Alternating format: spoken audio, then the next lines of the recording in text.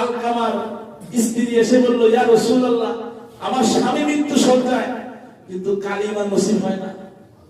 আল্লাহ নবী সাল্লাল্লাহু আলাইহি ওয়াসাল্লাম দুইজন সাহাবীকে পাঠালেন, হযরত বেলাল রাদিয়াল্লাহু তাআলা আনহুকে পাঠালেন, যাও আলকামারে গিয়া কালিমা তালকিন করো, লা ইলাহা ইল্লাল্লাহ তালকিন করো। আল্লাহ নবী পাঠালেন, সাহাবায়ে কেরাম বলে, ইয়া রাসূলুল্লাহ, তার মুখ দিয়ে কালিমা বের হয় না। আল্লাহ নবী জিজ্ঞাসা করলেন, তার কে আছে? বললেন, তার মা আছে। বলেন, তার মাকে আমার কাছে নিয়ে আস। আলকামার মা আল্লাহ নবীর দরবারে আসলেন। এসে আল্লাহ নবী সাল্লাল্লাহু আলাইহি ওয়াসাল্লাম আলকামার মাকে জিজ্ঞাসা করলেন, তোমার ছেলে কেমন? আলকামার মা বললেন, ইয়া রাসূলুল্লাহ, আমার ছেলে খুব ভালো, আমার ছেলে নামাজ পড়ে, আমার ছেলে দান সত্যি করে। তবে ইয়া রাসূলুল্লাহ, আমার ছেলে আমাকে ঘর থেকে বের করে দিয়েছে, আমি দূরে এক জায়গায় থাকি, আমার ছেলে আর তার ওয়াইফ অন্য জায়গায় থাকে, এই দেখেন আমার মেয়ে কি করছে। আল্লাহ নবী সাল্লাল্লাহু আলাইহি ওয়াসাল্লাম বলেন, তুমি তোমার সন্তানকে maaf করো। আলকামার মা বলল, না ইয়া রাসূলুল্লাহ, আমি আমার সন্তানকে maaf করব না, আমাকে অনেক কষ্ট দিয়েছে। আল্লাহ নবী বলেন, আলকামার মা, তুমি যদি আলকামাকে maaf না করো, তোমার ছেলের কালিমা নসিব হবে না, জাহান্নামের আগুনে পড়বে, জ্বলবে। আলকামার মা বলল, আমি maaf করব না। আল্লাহ নবী সাহাবীদেরকে বললেন, তোমরা লাকড়ি সংগ্রহ করো, তোমরা লাকড়ি সংগ্রহ করে আগুন জ্বালাও, আলকামাকে আগুনের মধ্যে দিয়ে ফেলবো, কারণ কবরের মধ্যে গেলে জাহান্নামের আগুনে জ্বলতে হবে না? হবে না? সাহাবায়ে কেরাম লাকড়ি সংগ্রহ করতে লাগলো, আগুন জ্বালাতে লাগলো। আলকামার মা বলে, ইয়া রাসূলুল্লাহ, আমি আমার সন্তানকে maaf করে দিলাম। সুবহানাল্লাহ। কারণ মা এটা কখনো বরদাস্ত করতে পারে না যে সন্তান আগুনের মধ্যে চলবে। এটা মা যতই উপর দিয়া বলুন, কিন্তু আসলে ভিতর থেকে বলে না, মা অবশ্যই কি করবে? মাফ করবে। তাহলে মায়ের দোয়া কবুল, বদদোয়া কবুল। হাদিসে আছে জুরাইজের কথা আপনারা জানেন। জুরাইজ আল্লাহর ওলি ছিল, একটা গির্জা বানাইছে, গির্জার মধ্যে জুরাইজ ইবাদত বন্দেগী করে। পুরো এলাকায় জুরাইজের নাম ছড়িয়ে গেছে যে আল্লাহর ওলি জুরাইজ গির্জার মধ্যে ইবাদত বন্দেগী করতেছে। একদিন তার মা এসে তাকে ডাক দিল, জুরাইজ। জুরাইজ নামাজ পড়তে অবস্থায় ছিল, আল্লাহর কাছে, আল্লাহ ফাকালা ইয়া রাব্বি উম্মি ওয়া সালাতি, আল্লাহ আমার মা আমারে ডাকছে, আর এদিকে আমি নামাজ পড়তে অবস্থায় আছি, এখন আমি কি করব? নামাজ ছাড়বো, মায়ের ডাকে জবাব দিব, নাকি কি করব? এই বলে সে আর নামাজ ছাড়ে নাই। নামাজ শেষ করছে, মা চলে গেছে। মা দ্বিতীয় দিন আসছে, আয়েশা ডাক দিছে, জুরাইজ। জুরাইজ নামাজ পড়তে অবস্থায় ছিল, আল্লাহর কাছে বলেন, ফাকালা ইয়া রাব্বি উম্মি ওয়া সালাতি, আয় আল্লাহ আমার মা আমার নামাজ, একদিন দিয়ে আমি নামাজ পড়তেছি, আরেকদিন দিয়ে আমার মা আমাকে ডাকছে, এখন আমি কি করব? এই বলে সে আর নামাজ ছাড়ে নাই। মায়ের ডাকে সাড়া দেয় নাই, মা কষ্ট পেয়ে চলে গেছে। তৃতীয় দিন আবার মা আসছে, এসে দেখে জুরাইজ ইবাদত করতেছে, ডাক দিল, জুরাইজ। জুরাইজ বলবে, ইয়া রাব্বি উম্মি ওয়া সালাতি, আমি এবং আমার মা, আমি নামাজে আছি, আমার মা অপর দিক দিয়ে আমাকে ডাকছে, আমি কি করব? জুরাইজ নামাজ ছাড়ে নাই, মায়ের ডাকে সাড়া দেয় নাই। মা যাওয়ার সময় বদদোয়া করেছে। কি বদদোয়া করেছে? আল্লাহুম্মা আল্লাহুম্মা লা তুমিতু হাত্তা ইয়ানজুরা ইলা উজুহিল মুমিসা, আল্লাহ জুরাইজকে বেশ্যা নারীর মুখ না দেখায়া মরণ দিও না। মা কি করছে? কষ্ট ভাইয়া বদদোয়া করছে। বলছি মার দোয়া যেমন কবুল, মার বদদোয়া কবুল। কিছুদিন পরে ওই এলাকায় এক বেশ্যা নারী ছিল। বেশ্যা নারী একজনের সাথে অপকর্ম হয়ে তার সন্তান এসেছে। সন্তান যখন ভূমিষ্ঠ হয়েছে, লোকজন জিজ্ঞাসা করে, এটা কার সন্তান? ওই বেশ্যা নারী এটা জুরাইজের সন্তান। এবার এলাকার মানুষ সুযোগ পাইছে, আর গির্জার মধ্যে বসে বসে লম্বা জামা কাট দিয়ে ইবাদত করো আর শয়তানি কাজকর্ম করো। এলাকার মানুষ শোনার সাথে সাথে আইসা, কোনো কিছু জিজ্ঞাসা করার দরকার হয় না, আইসাই সাথে সাথে ওই গির্জাটাকে সূত্র বিশুদ্ধ করে দিচ্ছে, বাইঙ্গা শেষ করে দিচ্ছে, মুহূর্তের মধ্যে মাটির সাথে মিশে দিচ্ছে। জুরাইজ বলে, কি খবর? কি করলাম আমি, কি অপরাধটা কি তোমরা সব ভেঙে দিলে? তুমি জানো না আল্লাহর ওলি সাথে না কি ওই যে বাচ্চা এটা তোমার এই সাক্ষী দিতেছে জুরাইজ বলে বাচ্চাকে নিয়ে আস, ছোট্ট শিশু নিয়ে আসলো। জুরাইজ 2 রাকাত নামাজ আদায় করবে। নামাজ আদায় করার পরে ওই বাচ্চার পেটে আঙ্গুল দিয়ে খোসা দিলেন। খোসা দিয়ে জিজ্ঞাসা করলেন, এ বাচ্চা বলো তো তোর বাপকে। বাচ্চা চিৎকার মেরে বলে উঠলো, আমার বাপ হলো ওই রাখা, আমার বাপকে ওই রাখা অর্থাৎ আল্লাহর ওলি না। সবাই লজ্জায় ভরে গেল, হায় রে আমরা আল্লাহর ওলিকে অপরাধী ভেবে তার ঘরটাকে শূন্য বিশূন্য করে দিলাম। আল্লাহর ওলির কাছে মাফ চাইল, আপনি আমাদেরকে মাফ করে দেন, আপনার ঘরটা আমরা স্বর্ণ দিয়ে বানায় দেব।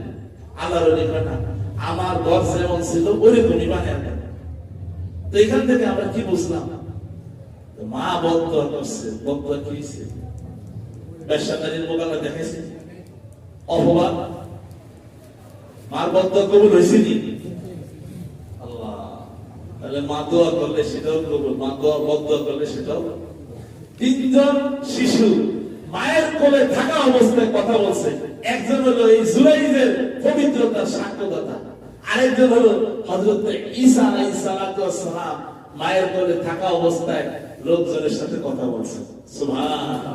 আরেকজন হলো বনি ইসরাইলের এক নারী সন্তানকে দুধ পান করাচ্ছে, এটা হাদিস শরীফে আছে। তো ওই মহিলার পাশ দিয়া একজন সুঠাম দেহের অধিকারী লম্বা চূড়া সুন্দর একজন মানুষ হেঁটে যাচ্ছে। মহিলা তার সন্তানের জন্য দোয়া করতেছে আল্লাহর কাছে, আল্লাহুম্মা জাআল ইবনি মিসলা হাযা, আল্লাহ আমার সন্তানকে তুমি তার মতো বানাও। ওই দুধের বাচ্চা দুধ খাইতেছিলেন, সন্তান চিৎকার দিয়ে বলে উঠলো, আল্লাহুম্মা লা তাজআলনি মিসলাহু, আল্লাহ তুমি আমাকে তার মতো করিও না। এবার কিছুক্ষণ পর ওই মহিলার পাশ দিয়ে একজন দাসী মানুষগুলো মারতেছে আর নিতেছে, তুই ব্যভিচার করছস, তুই চুরি করছস, এইভাবে অপরাধ দিতেছে আর তাকে মারতেছে।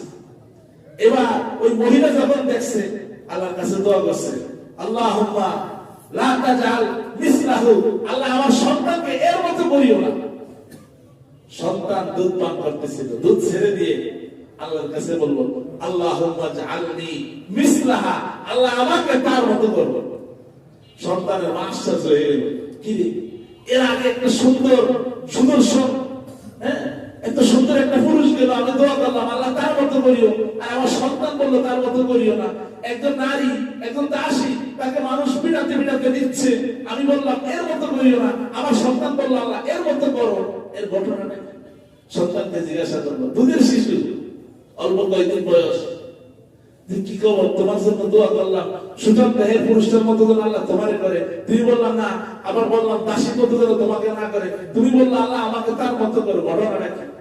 ওই সন্তান মাকে বলে, মা তুমি দেখছো উপরেরটা, তুমি দেখছো বাহ্যিক দৃষ্টির দিক দিয়ে যেটা দেখা যায় সেটা, আমি দেখেছি ভিতরেরটা। তুমি সুঠাম দেহের অধিকারী সুন্দর সুদর্শন পুরুষটাকে দেখছো, সেটা নাফরমান। এজন্য আমি বলছি আল্লাহ আমাকে তার মতো করিও না। আর মানুষ যে অপবাদ দিচ্ছে, দাসীকে পিড়াতে পিড়াতে দিচ্ছে আর অপবাদ দিচ্ছে, তুই ব্যভিচার করছিস, তুই চুরি করছিস, আসলে সেগুলো কিছুই করে না। এই জন্য আমি, তুমি দোয়া করছো আমাকে তার মতো করিও না, আমি দোয়া করছি আল্লাহ তুমি আমাকে তার মতো করো, কারণ সে তো পবিত্র। মানুষ তাকে অপবাদ দিচ্ছে কিন্তু সে কি পবিত্র। তো যাই হোক, মা দোয়া করলে সেটা কি হয়? কবুল হয়। মা বদদোয়া করলে সেটাও কি হয়? কবুল হয়। এজন্য আমরা যদি কেউ মায়ের সাথে নাফরমানি করে থাকি, মাকে কষ্ট দিয়ে থাকে, মায়ের পা ধরে মাফ চাওয়া, মাফ করে দিবেন কে? আল্লাহ। আল্লাহ নবী বলেন, আল জান্নাতু তাহতা আকদামিল উম্মাহাত, পিতামাতার পদতলে সন্তানের বেহেশত। মায়ের পায়ের নিচে কার জান্নাত? সন্তানের জান্নাত। বিশ্বনবী বলেন, হুমা নারুকা, হুমা জান্নাতুকা ওয়া নারুকা, মাতা-পিতার জান্নাত, মাতা-পিতার জাহান্নাম। মা বাবার সাথে ভালো আচরণ করবি, আল্লাহর জান্নাতে চলে যাবি। মা বাবার সাথে খারাপ আচরণ করবি, জাহান্নামের অতল গহ্বরে চলে যাবি। মা খুশি হলে আল্লাহ খুশি, মা নারাজ হলে আল্লাহ নারাজ হয়ে যায়। রাব্বুল আলামিন অন্য আয়াতে বলেন ওয়াকাদা রাব্বুকা আল্লা তা'বুদু ইল্লা ইয়্যাহু ওয়া বিল ওয়ালিদাইনি ইহসানা ইম্মা ইয়াবলুগান্না ইনদাকাল কিবারা আহাদুহুমা আও কিলাহুমা ফালা তাকুল লাহুমা উফ।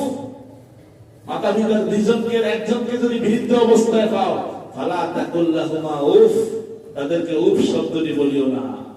ওয়ালা তানহারহুমা, তাদেরকে ধমক দিও না। ওয়াকুল লাহুমা কওলান কারীমা, তাদের সাথে বিনয়ের সুরে কথা বলো, সম্মান দিয়ে কথা বলো। ওয়াকুল লাহুমা কওলান কারীমা, বিনয়ের সুরে কথা বলো। আর আল্লাহর দরবারে দোয়া করো ওয়াকফির লাহুমা জানাহা কুল্লি মিনার রাহমা ওয়াকুর রাব্বিরহামহুমা কামা রাব্বায়ানি সগীরা। মাতা পিতার জন্য আমি আল্লাহর দরবারে দোয়া করো, হে আল্লাহ তোমার মাতা পিতা ছোট্টবেলায় আমাকে যেভাবে স্নেহের কোলে লালন পালন করেছে, আল্লাহ তুমি আমার মা বাবাকে তোমার রহমতের কোলে লালন পালন করো। মা বাবার জন্য এরকম দোয়া করতে কি আমরা রাজি আছি? যারা মাকে কষ্ট দিয়ে থাকেন, মাকে কষ্ট দিয়ে যারা থাকেন, আমরা মা থেকে মাপ চেয়ে দেব। যার মা নাই তাকে গিয়ে জিজ্ঞাসা করেন মাটা কত বড় নিয়ামত। আপনার স্ত্রী, আপনার ছেলে সন্তান আপনাকে ভেতর থেকে ভালোবাসে না। আপনি ঢাকা থেকে যান, বাড়িতে যান, ওরা অপেক্ষায় থাকবে আমার বাবা কি আছে, স্ত্রী অপেক্ষায় থাকবে আমার জন্য ভালো ভালো পোশাক আনছে কিনা, বিভিন্ন কিছু কিনে আনছে কিনা, না আনলে খবর আছে। আর মা অপেক্ষায় থাকবে হায়রে আমার বাচ্চাটা যে দুপুরে রওনা দিল খাইছে কিনা। গেলেই আগে বাড়িতে জিজ্ঞাসা করবে বাসা তুমি কি খাইছো, বাবা তুমি কি খায় রওনা দিছো। কথা বলেন ঠিক না বেঠি? কিন্তু আপনার স্ত্রী, আপনার ছেলে সন্তান আগে কেউ বাবা কি আছে, স্ত্রী কেউ আমার জন্য কি নিয়েছে ঢাকা থেকে, কিন্তু মা কখন এটা বলবে। মা আগে দেখবে যে বাবা কি খাইছে, সন্তানটা খাইছে না না খাইছে। কথা বলেন ঠিক না ঠিক? এই ভালোবাসা কে তৈরি করে দিয়েছে? আল্লাহ তৈরি করে দিয়েছে। এই জন্য মা বাবাকে কষ্ট দিব। মা বাবা যদি অমুসলিম হয় কষ্ট দেওয়া যাবে? কষ্ট দেওয়া যাবে না। আবু হুরায়রা রাদিয়াল্লাহু তাআলা আনহুর কথা আপনাদের কার জানা আছে? আল্লাহ নবীর দরবারে এসে বলে ইয়া রাসূলুল্লাহ আমি আপনার দরবার থেকে ফিরতে অনেক রাত হয়ে গিয়েছে। আমার বাড়িতে যখন গিয়েছি আমার মা আমাকে ঘর থেকে ধাক্কা দিয়ে বের করে দিয়েছে। আমার মা আমাকে জিজ্ঞাসা করেছে আবু হুরায়রা তুই এত রাতে কোথায় ছিলি? আমি বললাম যে কদম ছিঁড়তে পারলে দুনিয়া ধন্য হয়, সে দরবারে নবীর কদম মোবারক থেকে আসতে আমার দেরি হয়ে গিয়েছে। আমার মা মুশরিকা, আপনার নাম শুনে তার গায়ে আগুন জ্বলে উঠছে, আমাকে ঘর থেকে বের করে দিয়েছে। আল্লাহ নবী সাল্লাল্লাহু আলাইহি ওয়াসাল্লাম আবু হুরায়রাকে বলেছেন আবু হুরায়রা তোমার মা তোমাকে বের করে দিয়েছে, আমি কি করব? কারণ মায়ের ব্যাপারে কথা বলার অধিকার কারো নাই, কোন নবীও বলে নাই। কথা বলে ঠিক না ঠিক? তবে আবু হুরায়রা কয় ইয়া রাসূলুল্লাহ আমি আপনার কাছে নালিশ করতে আসি নাই, আমি বিচার দিতে আসি নাই। আমি জানি বিশ্বনবী যদি হাত উত্তোলন করে আল্লাহর দরবারে কোন দোয়া করে ওই দোয়াকে আল্লাহ সাথে সাথে কবুল আর মঞ্জুর করে নেয়। আল্লাহ নবী সাল্লাল্লাহু আলাইহি ওয়াসাল্লামকে আবু হুরায়রা যখন বললেন আবু হুরায়রার মায়ের জন্য আল্লাহর নবী আল্লাহর দরবারে হাত উত্তোলন করলেন। আল্লাহর নবী বললেন আল্লাহুম্মা দিলি উম্মি আবু হুরায়রা, আল্লাহ তুমি আবু হুরায়রার মাকে হেদায়েত নসিব করো। আবু হুরায়রা খুব নম্র ভদ্র মানুষ, দৌড়াদৌড়ি করে না, মারামারি করে না, সোজা সাপটা মানুষ, এমনি দৌড় দিচ্ছে। সাহাবায়ে কেরাম পিছন থেকে জামা টেনে ধরছে, আবু হুরায়রা তুমি কোথায় যাচ্ছ? আমাকে ছেড়ে দাও, আমি বাড়িতে গিয়ে আগে বুঝতে পারি না বিশ্বনবীর দোয়া আগে বাড়িতে গিয়ে বসে আমি সেটা দেখতে চাই। বাড়িতে গেলে দরজা নক করলেন, বললেন কে? আবু হুরায়রা বললেন মা আমি আবু হুরায়রা। আবু হুরায়রা রাদিয়াল্লাহু তাআলা বললেন মায়ের গলার আওয়াজের ভিতরে শিরকিয়াতের কর্কশতা পেলাম না, মায়ের গলার আওয়াজের ভিতরে তাওহীদের গন্ধ পেলাম। মা দরজা খুলে দিয়ে ঘরের ভিতরে প্রবেশ করলাম। মা বলেছে বাবা তুই তো কোনো খারাপ জায়গায় যাস নাই, আমি বুঝতে পারি নাই, আমার ভুল হয়েছে, আমি গোসল করেছি, পবিত্র হয়েছি, আমাকে নিয়ে চলো বিশ্বনবী মুহাম্মদুর রাসূলুল্লাহ সাল্লাল্লাহু আলাইহি ওয়াসাল্লামের দরবারে। আবু হুরায়রার মা আল্লাহ নবীর দরবারে আসলেন। আল্লাহ নবীর দরবারে এসে ঘোষণা করলেন আশহাদু আল্লা ইলাহা ইল্লাল্লাহু ওয়াহদাহু লা শারীকা লাহু ওয়া আশহাদু আন্না মুহাম্মাদান আবদুহু ওয়া রাসূলুহু। আল্লাহু আকবার বলেন। তাহলে মায়ের সাথে নাফরমানি করব? মার কাছে কি চাইবো? মাফ চাইবো। রাজি আছি তো ইনশাআল্লাহ? সবাই রাজি আছে। যার মা নাই সে বুঝে আরে মা